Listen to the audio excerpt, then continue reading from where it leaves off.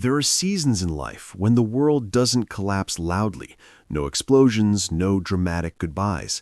It simply slips. A day missed becomes a week. A promise to yourself becomes a quiet joke.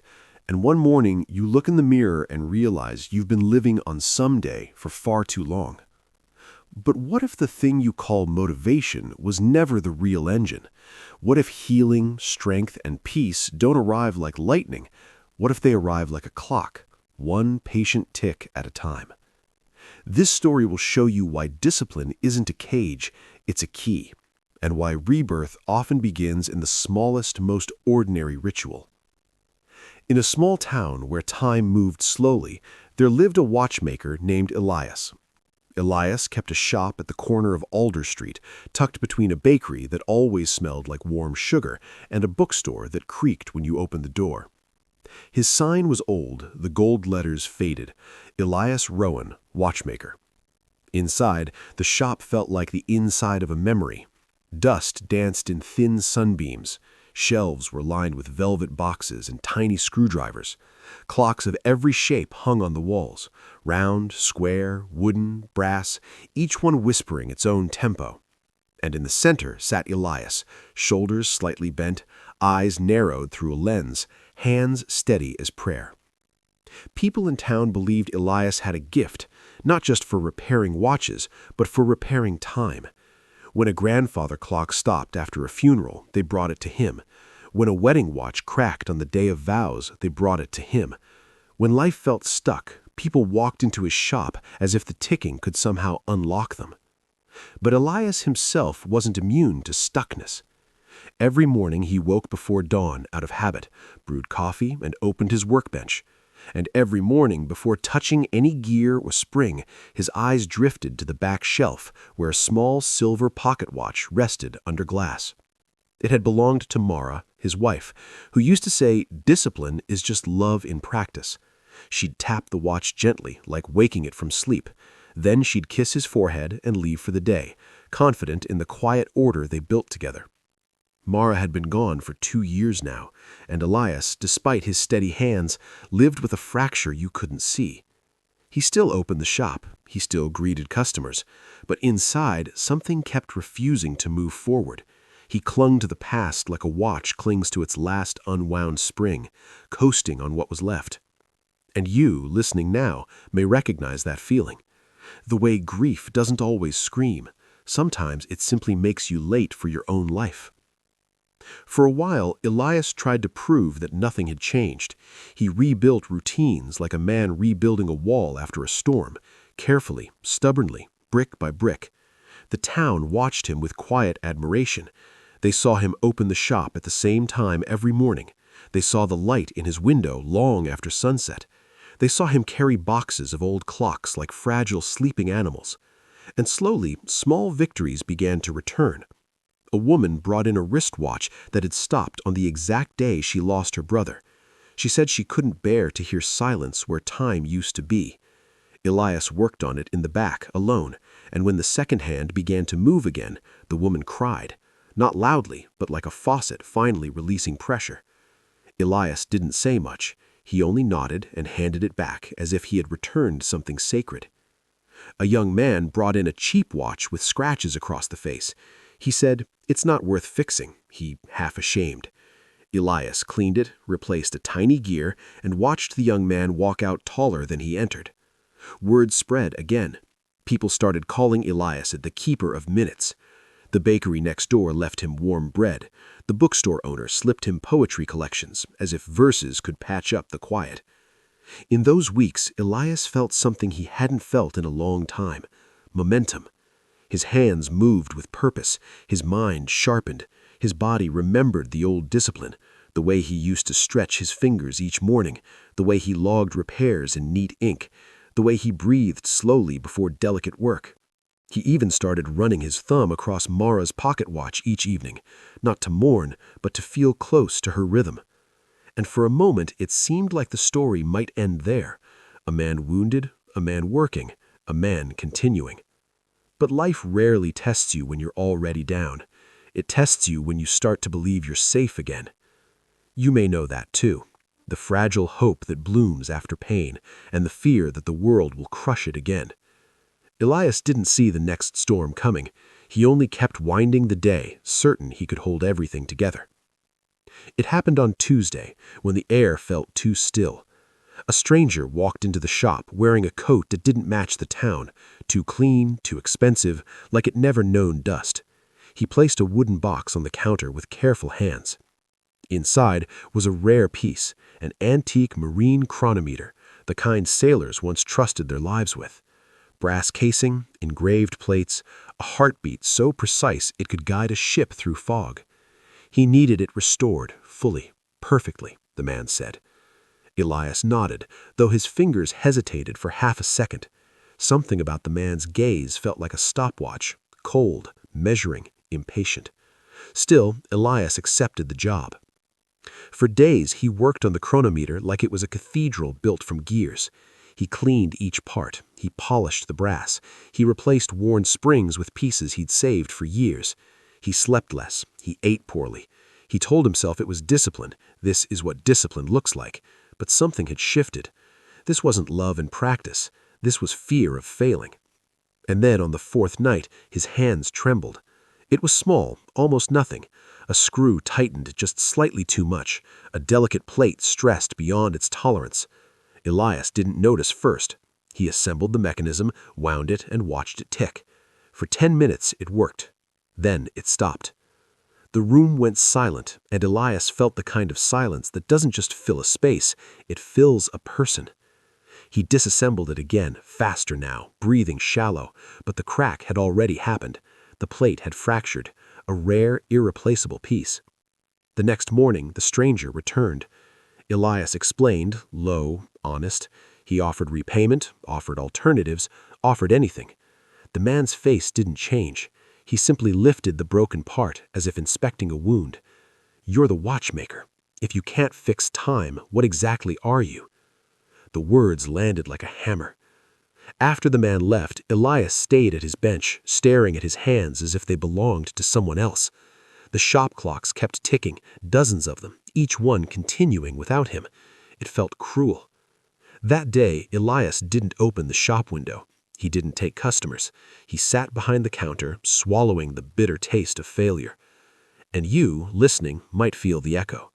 Because sometimes failure doesn't just break a project, it breaks the story you were telling yourself about who you are. Elias told himself it was temporary. "I just need rest," he whispered into the empty shop. "Just a few days." But a few days became a week, and the week became something heavier, a fog that didn't lift. He stopped logging repairs, stopped cleaning the workbench. Dust collected on the clocks like time itself was getting tired. Customers knocked, then left. The bakery stopped leaving bread. The town, gentle as it was, learned to walk around his silence. Elias remained inside, clinging to the idea that if he didn't move, nothing would change. In the back, Mara's pocket watch still sat under glass. He began staring at it more than he touched it. He told himself he was protecting it, preserving what remained, but really he was avoiding the truth, that the watch was not her, and the past, no matter how perfectly kept, could not keep him alive. Denial looks quiet from the outside. It looks like sleeping in, like skipping the morning walk, like leaving the curtains closed because the light feels like an accusation. It looks like waiting for motivation to return, as if motivation is a visitor that might knock politely on your door. One evening, Elias pulled the marine chronometer from its case and laid it on the bench again. His eyes were red with sleeplessness, his hands stiff. He stared at the fractured plate and felt anger rise, not at the object, not even at the stranger, but at himself. He tried to force the repair anyway. He cut metal, filed edges, tested fit. Over and over he chased perfection with a kind of desperation that wasn't craftsmanship. It was bargaining. If he could restore this one thing, maybe he could erase the shame. Maybe he could rewind his life back to before the crack. But the part didn't fit. The movement didn't hold. Each attempt ended the same way. Ticking, then silence. At last, Elias slammed the case shut. The sound echoed through the shop, startling the clocks into a brief chorus as if they disapproved. He leaned back, eyes closed, and for the first time admitted what he'd been refusing. It wasn't just the chronometer that had broken. Something in him had been cracking for a long time. Grief packed tightly under routine, loneliness disguised as professionalism, exhaustion mistaken for discipline. And maybe that's where you are too. Not in a dramatic collapse, but in a slow, secret unraveling. Still, denial is stubborn. Even when you know you're drowning, you keep telling yourself you can hold your breath a little longer. On a cold morning when Elias finally stepped outside, the town looked unfamiliar, as if he had been away for years instead of weeks. He walked without destination, hands in his coat pockets, shoulders hunched against the wind. The river at the edge of town carried thin sheets of ice. Birds perched quietly on bare branches like punctuation marks in a sentence not yet finished. Near the bridge, he saw a boy sitting on the railing, swinging his legs. A small wooden toy rested beside him, some kind of handmade clock, crooked but charming, with a cardboard face and mismatched numbers. Elias slowed. "That's dangerous," he said, gesturing at the railing. The boy shrugged. "Everything is," he replied, like he had learned it from someone older. Elias sat on a nearby bench, the cold seeping through his coat. He nodded toward the toy. "Did you make that?" The boy's eyes brightened. "Yeah, it doesn't work, though." Elias studied it. The hands were pinned with a bent nail. The center was too tight, it couldn't move. "It's not broken," Elias said gently. "It's just stuck." The boy frowned. "That's the same thing." Elias hesitated. Then he shook his head slowly. "No," he said. "Broken means something has lost its shape. Stuck means it's still whole, just afraid to move." The boy looked at him like he was trying to understand a language he didn't know. "My mom says people get stuck, like when they miss someone. She says you can't fix that." Elias felt the words in his ribs. "Who do you miss?" Elias asked. The boy didn't answer directly. He only picked up the toy clock and turned it in his hands. "If you want it to move," he said, "you have to loosen the middle, but then the hands wobble." Elias smiled faintly, because in that childish design was a truth too sharp to ignore. "Yes," Elias said, "that's how it is." The boy hopped off the railing. "So what do you do?" Elias stared at the river. The ice shifted, cracked, and kept traveling. "You accept the wobble," he whispered, "and you keep going anyway." And in that moment, something small began to open inside him, like a spring finally releasing. That evening, Elias returned to his shop and did something he hadn't done in weeks. He swept the floor. It was a simple act, almost laughably small, but as the broom dragged dust into a pile, he felt the first honest thread of healing. Not the dramatic kind, the quiet kind. The kind that starts with admitting, "I'm still here, and this place is still mine." He opened the curtains the next morning. Light poured in, revealing every speck of dust he'd ignored. He didn't flinch this time.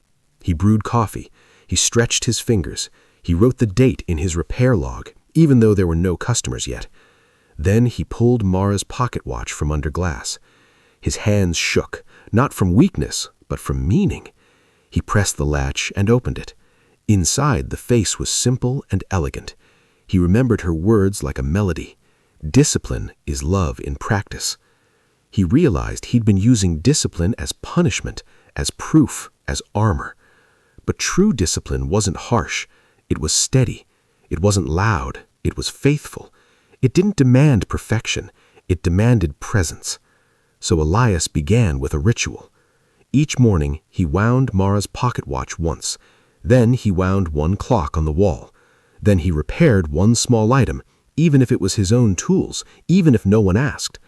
Some days, motivation visited him like sunlight, warm, generous. Other days, it didn't show up at all. And that's when Elias forgot the secret he had forgotten. You do not build strength by waiting to feel ready. You build it by showing up anyway. He returned to the marine chronometer, not with desperation, but with patience. He searched old catalogs, wrote letters to collectors, made calls to distant shops. He admitted he needed help, and in that humility, something softened. The fracture remained, but it no longer defined him. Weeks passed. A few townspeople returned cautiously, as if entering a chapel. Elias welcomed them with quiet eyes and steadier breath. He worked slower now, but better, like a man no longer running from silence, like a man learning to live inside it. And you, if you're in your own long night, need to hear this. Rebirth doesn't begin with fireworks. It begins with one small decision repeated until it becomes your new life. Spring arrived the way it always does, without asking for permission. The river thawed, trees thickened with green, the town's mornings grew softer, lit by early sun that made the world look newly forgiven. Elias's shop changed too. Not in the way people expected. Not a renovation, not new furniture, not a flashy sign. The transformation was subtler. The air felt cleaner. The clutter was gone. Each tool had a place. Each clock was wound on schedule. Even the silence inside the shop felt different now. Less like emptiness, more like peace. One afternoon, the boy from the bridge appeared at the door with his crooked toy clock. Elias smiled. "Still stuck?" The boy nodded. "I loosened the middle. Now it wobbles like you said." Elias knelt beside him. "And does it move?" The boy turned the cardboard hands. They spun unevenly, but they spun. His face lit up. Elias felt something loosen in his own chest. He understood then. Discipline wasn't about rigid control. It was about creating a rhythm that could hold you when life shook you. It was about making room for wobble without abandoning the journey. Later that week, a package arrived, an envelope from a collector 3 towns away.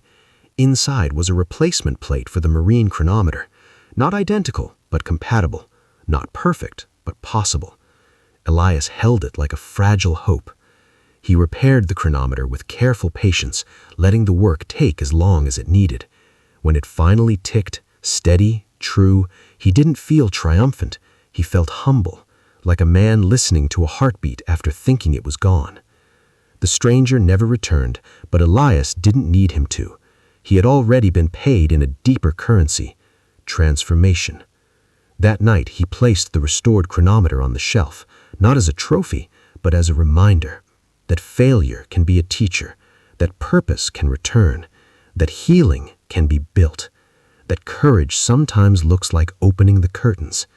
And if you're listening with tired eyes and a heavy heart, remember, your life can still move forward even if it wobbles, even if you're scared, even if motivation is quiet. Discipline will carry you when feelings cannot. Elias never became a different man overnight. He became a truer one, slowly, through repetition, through quiet courage, through discipline that felt like love instead of punishment. And if you've been living in your own stalled season, take these lessons with you. Motivation is a visitor. Discipline is a home. Feelings come and go, but rituals give you stability. Failure doesn't mean you're broken. Sometimes you're only stuck, and stuck can be loosened. Healing is not dramatic. It often starts with sweeping the floor, opening the curtains, doing one small thing. Letting go is not forgetting. It's releasing the grip so your hands are free to build again. Strength is built quietly. It grows in ordinary mornings, in repeated choices, in steady patience. Purpose returns when you show up, not when you feel ready, when you practice courage anyway. Transformation allows wobble. Progress doesn't require perfection, it requires movement. Peace is a rhythm you create, one tick, one breath, one day at a time. So if your past feels heavy, if your confidence has cracked, if you're tired of waiting for a miracle, start small. Wind your own life once, then again tomorrow. And if this story gave you something, a little hope, a little courage, leave a like, share it with someone who's struggling, and subscribe for more cinematic motivational stories. Your journey isn't over. It's just beginning to move again.